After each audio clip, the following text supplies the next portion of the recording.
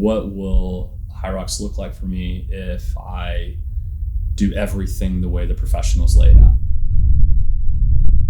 What I do can look a lot like an obsession. I'm obsessed to a certain degree with the practice and the journey, but for me, it's seeing where I am along the way is the only way you know if you're going in the right direction or not.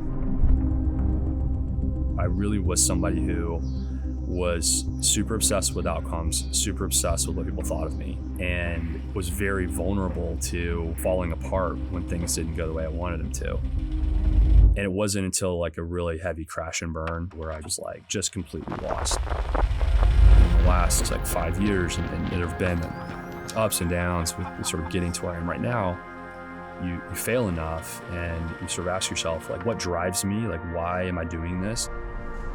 And I think at that point, I had an opportunity to sort of start from the bottom.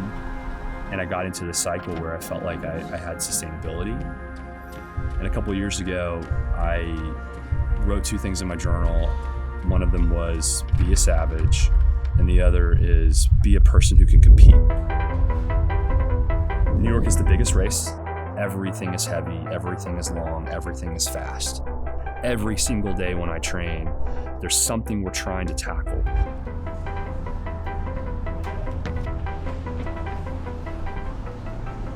You've got to be able to sustain a fast-paced run, under load, under pressure. You've got to be able to move heavy things, pick them up, move them in weird ways. Very odd kind of things that I could only have learned by doing it. But in terms of like, am I making progress on these things that I care about? Having that controlled box is really cool.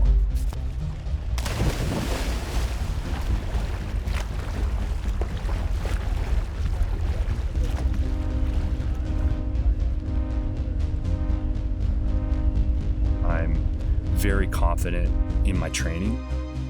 I know, absent an injury, that I'm capable of blasting through that race. 5 years ago, that person was like, I may want to quit in the middle of it because I'm exhausted. To get through that and to hit every station and every part of it is, for me, like a validation that I've changed as a human, that I would even go through it and not stop.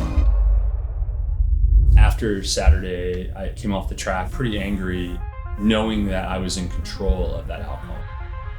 The lesson for me this weekend, it sort of goes back to just like, you're in good enough shape to do it. You're not going to pass out. Just like go. And I think that was really the first time that I've ever been in a situation where I knew that I had the power.